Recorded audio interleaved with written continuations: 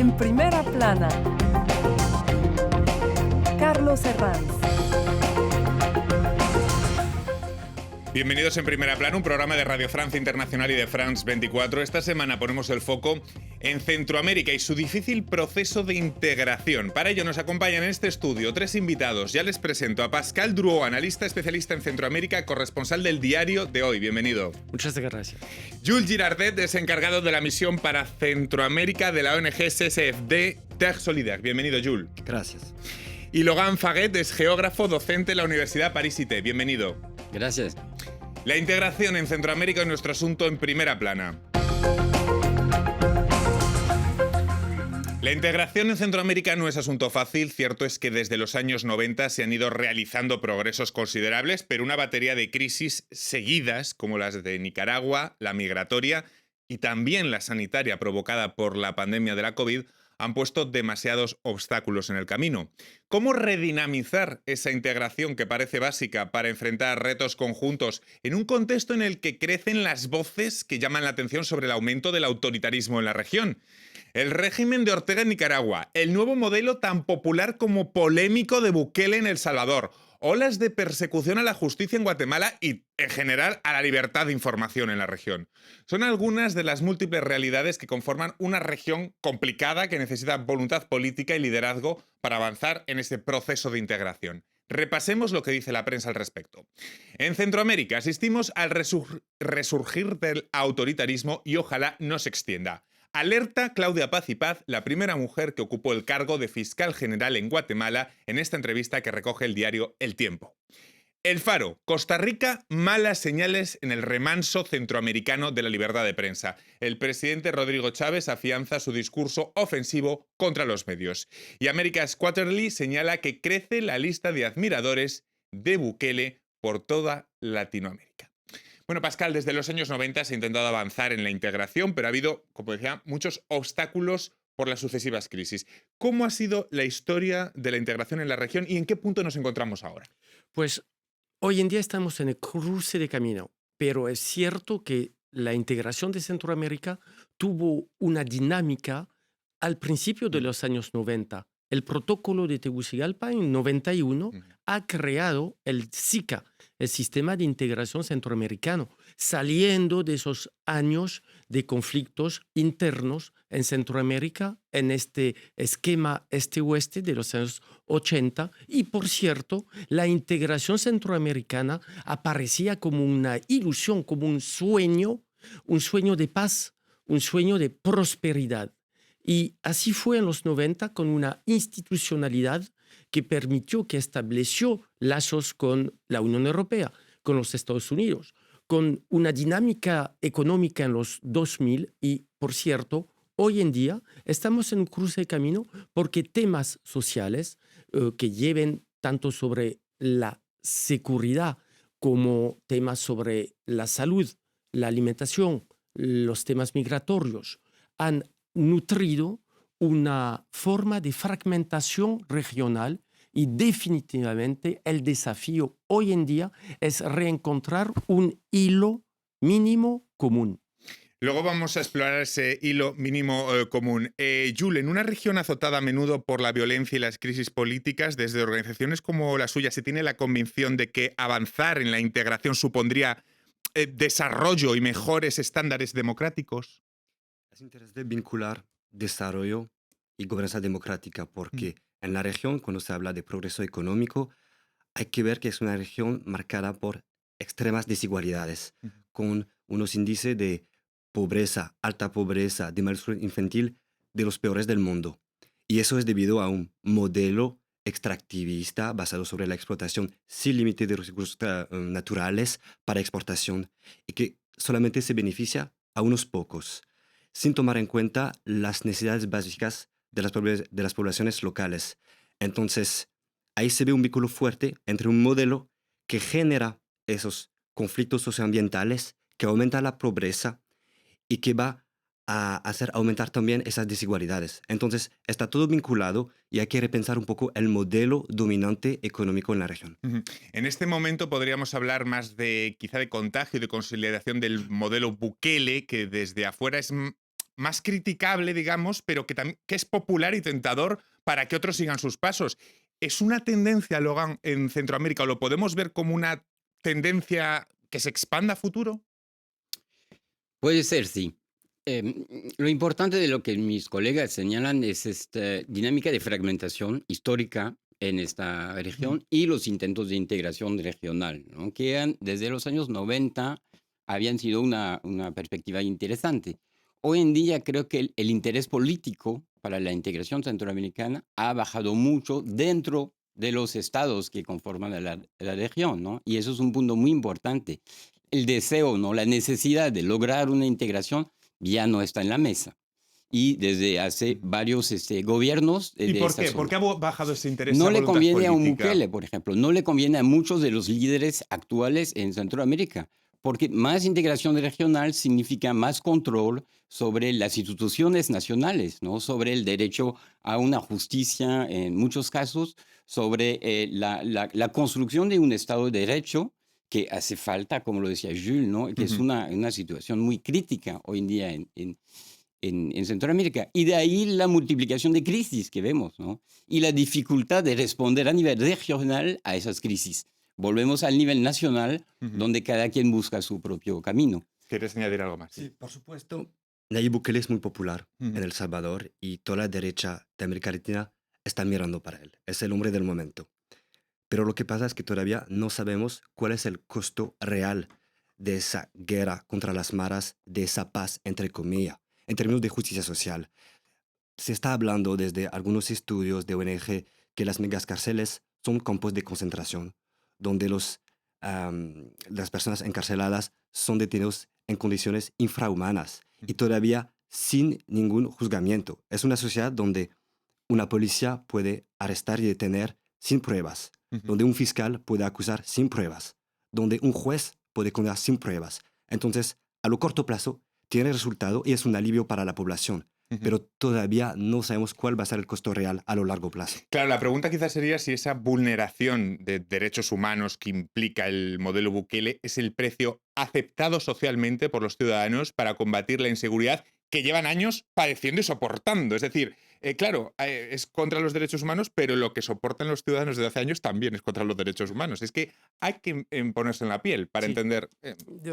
Diría, sí, y eso es una ilustración de la problemática, pero definitivamente.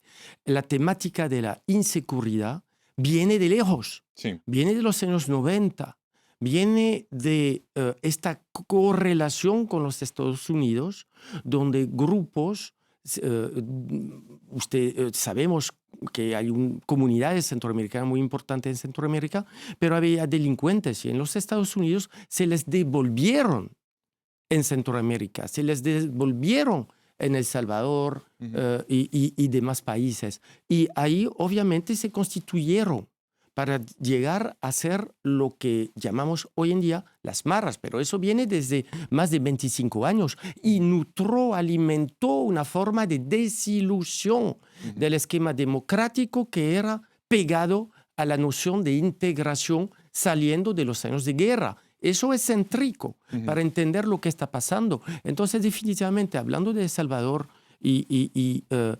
sabemos que este país tenía tasa de homicidios de los más elevados. Estábamos a 100 homicidios al año por 100.000 en 2015-2016. Era el tema céntrico social para las poblaciones. Y hoy en día, definitivamente, haberse atacado en una guerra contra las maras, en una mecánica de guerra, definitivamente ha generado una satisfacción de la población.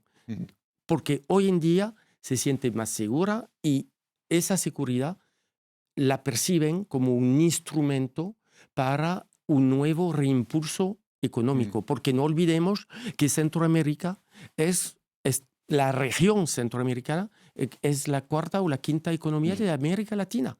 Logan.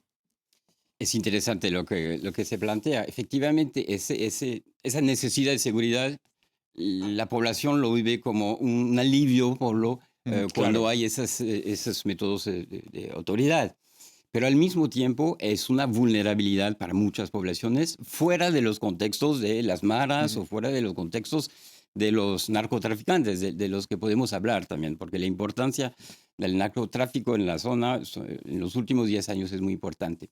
Y el peligro es un peligro de una violencia por parte del Estado que viene como una nueva forma de vulnerabilidad, en una región donde hay muchas vulnerabilidades. Pero este miedo a la forma de actuar del gobierno puede llevar a otra inseguridad. Una inseguridad que también lleva a emigrar, que lleva a buscar otras formas.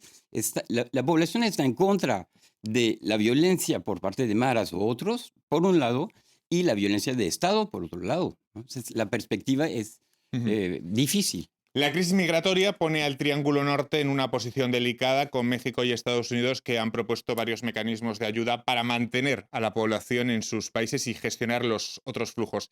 No sé si esta situación frena proyectos de integración, si se plantea la protección de los migrantes. Pues la política planteada por los Estados Unidos y México es totalmente deshumanizante de los personas migrantes.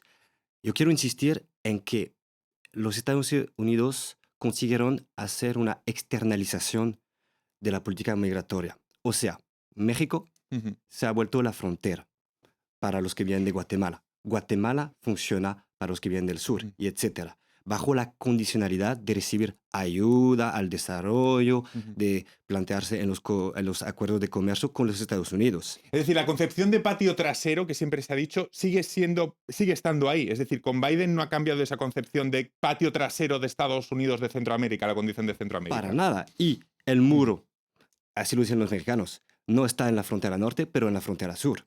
Y entonces hay todo ese mecanismo de detención y de privación de libertad que va totalmente contrario al proyecto de integración, justamente. Logan. Y precisamente esa externalización de fronteras, ¿no? Que es el proceso que vemos desde hace 15 años. Fue primero de Estados Unidos hacia México. Hoy en día va desde México a Guatemala. Estoy muy de acuerdo que hay como un efecto, ¿no? de países hacia otros países. Pero también con una relación con Estados Unidos y con México en Centroamérica, que es muy delicada porque se trata de utilizar, instrumentalizar el tema migratorio en otros asuntos, ¿no? El asunto de defensa nacional por parte de Estados Unidos. El asunto de la condicionalidad del apoyo al desarrollo para México, por ejemplo, pero también para Estados Unidos. Es decir, que el tema migratorio es una variable de ajuste en muchos otros aspectos, ¿no? de esa región. Entonces, yo no creo que haya una búsqueda real por parte de los estados de Centroamérica de una solución al problema migratorio. Más bien hay una búsqueda de acuerdos, un acuerdo estructural, no un acuerdo coyuntural, ¿no? Que permite en algún momento lidiar con la situación, no más. Y todo esto con la perspectiva de procesos electorales tanto en México como en Estados Unidos. Vamos a hablar de ello a la vuelta, también de la libertad de expresión y de también preocupantes signos en países que hasta ahora se podían considerar como un poco más al margen, como era el caso de Costa Rica. Pase la vuelta de pausa.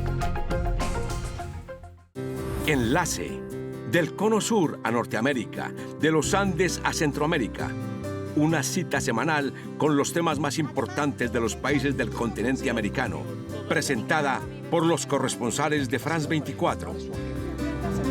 Enlace en France 24 y france24.com. En france24.com, siga nuestra transmisión en vivo. Encuentre toda la información que necesita. Noticias en directo las 24 horas del día y en 4 idiomas. Infórmese sobre los temas que le interesan. ¿Busca la actualidad o la repetición de una emisión? ¡Conéctese! A un clic, la información internacional en directo. Liberté, égalité, actualité. Seguimos en Primera Plana esta semana hablando de la integración en Centroamérica. Lo hacemos con el analista Pascal Drouot, con el geógrafo Logan Fague y con el encargado de la misión para Centroamérica de la ONG Terre Solidaire, Jules Girardet. Hablábamos antes de la pausa de Estados Unidos, de los flujos migratorios, pero quizás debemos también hablar, bueno, de esos actores, terceros actores que tienen una influencia especial en Centroamérica, pues el caso de Taiwán, el caso de Rusia, el caso de China. Los juegos internacionales en Centroamérica no alientan un trabajo regional. sin hablar del papel del crimen organizado. Pascal, su situación de sándwich le deja poco margen de maniobra. ¿Cómo actúan las influencias de esos actores en la región? Pues creo que estamos en un momento clave hoy en día, dado las circunstancias internacionales. Centroamérica es, lo dijiste muy bien, en una región clave entre el norte y el sur, pero dando hacia el Pacífico, teniendo relación con Asia, tanto como el Atlántico y Europa. Miremos, pero los principales socios en términos de exportación de Centroamérica quedan siendo los Estados Unidos, la Unión Europea y Centroamérica. China está por 4% todavía en términos de exportación, pero dado esa fragmentación política, tenemos unos países que obviamente aprovechan para construir una forma de alternativa internacional. Pienso obviamente en Nicaragua, donde estuvo en estos días el presidente de Irán, donde vino el canciller ruso, Lavrov. Son signos muy fuertes que, por supuesto, tienen consecuencia en el esquema regional de una política exterior común, porque la integración significa también una figura, una acción, una dinámica hacia el exterior y que no fuese solamente hacia el norte y hacia Europa. Ahora veo que la presidenta de la Comisión está esta semana y estuvo esos días en Latinoamérica, Brasil, Argentina, México, para impulsar una nueva presencia. ¿Por qué? Porque hoy en día Centroamérica, y todo está ligado, la temática de la migración, la temática de seguridad, está frente a su propia responsabilidad histórica. Y entiende que no solamente eso no tiene que contar con la comunidad internacional. Y eso es también una evolución importante. Lo internacional fue considerado como un socio amigable de la reconstrucción y de la dinámica de Centroamérica, los 90, los 2000, hasta el principio de 2010. Hoy en día, Centroamérica está frente a sus propios desafíos, pero que sí tienen una consecuencia internacional. Jules. Sí, yo creo que hay un nuevo escenario diplomático y político y que se ve también en las instancias internacionales. Por ejemplo, en la última sesión del Consejo de Derechos Humanos de las Naciones Unidas en Ginebra, cuando se tocó el tema de Nicaragua, me sorprendió muchísimo que hubo todo un grupo de Estado encabezado por China y Rusia y con Venezuela y Cuba para apoyar a Nicaragua frente al informe que era hecho por un grupo de expertos que dijeron que era crimen de lesa humanidad. Pero esos grupos, y sobre todo Rusia y China, insistieron para decir que era una violación a la soberanía internacional, que era una injerencia, que era una manipulación, el imperialismo de parte del Occidente. Entonces se ve que hay esa transformación y que parece salir de otro momento, del momento de la Guerra Fría, literalmente, y que aquí Centroamérica está en el entorno de este juego al nivel de diferentes papeles internacionales. La Unión Europea quiere revitalizar sus vínculos con la región tras alarmarse del terreno conquistado por actores como Rusia o China, aunque bueno, Pascal ya ha relativizado un poco esos datos, por ejemplo, de China. A partir del 1 de julio lo hará especialmente con la presidencia rotatoria que tomará España.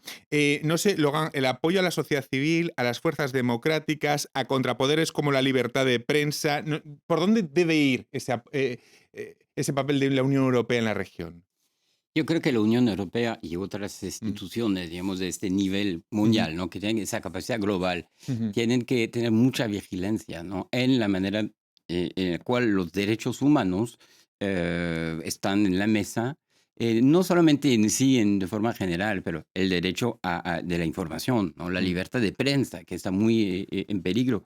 La defensa hacia los que luchan por el medio ambiente.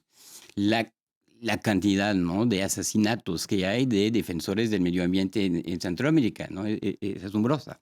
También la sociedad civil de manera general, a través de esos temas o esos asuntos de género, por ejemplo, de defensa de género, de defensa de los menores, de la posibilidad de emigrar, de vivir afuera y de mantener relación con su país de origen, ¿no? Todas esas dimensiones de derechos y esas dimensiones de democracia, ¿no? Como se puede esperar de cualquier país. Creo que la Unión Europea y otros tienen que tener mucha vigilancia y no conceder acuerdos que muchas veces son acuerdos comerciales con intereses Y lo vemos, ¿no? En el caso de Rusia, en el caso de Taiwán, por ejemplo, en Guatemala, son acuerdos económicos. Y el CAFTA 2004 es un acuerdo regional, ¿no? De libre comercio. Por motivos de negocios o de intercambios económicos, pasamos por encima, ¿no? Digamos, de muchos derechos o de mucho respeto. La realpolitik y la economía que se lleva por delante de los derechos humanos, pues esto nunca pasa. No, es que es irónico, siempre pasa. Estamos a poco de las elecciones en Guatemala, se notan ya los mismos patrones que han caracterizado las últimas elecciones en la región, Pascal. Pues Por hacer el punto de Guatemala, porque como sí tenemos elecciones ya en perspectiva. sí, tiene la primera vuelta de la presidencial está ya por llegar. Definitivamente, pues de los principales candidatos aparece Ríos, de la Alianza Valor Unionista, Sandra Torres, que había sido primera dama, siendo la esposa de Álvaro Colón al final de 2008 hasta el 2011, y Edmond Moulet, que es del Partido Cabal Centro. Entonces, ahí creo que una de las sorpresas en términos de movilización y de influencia llegará de las alcaldías. Va a llegar justamente de este tejido municipal, territorial en Guatemala. Ahora, Guatemala es muy interesante. ¿Por qué?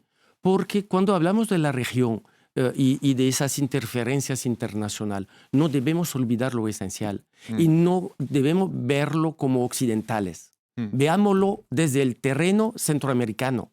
El problema es que los estados hoy en día deben redinamizar, buscar sus fuentes fiscales para tener los medios de su política.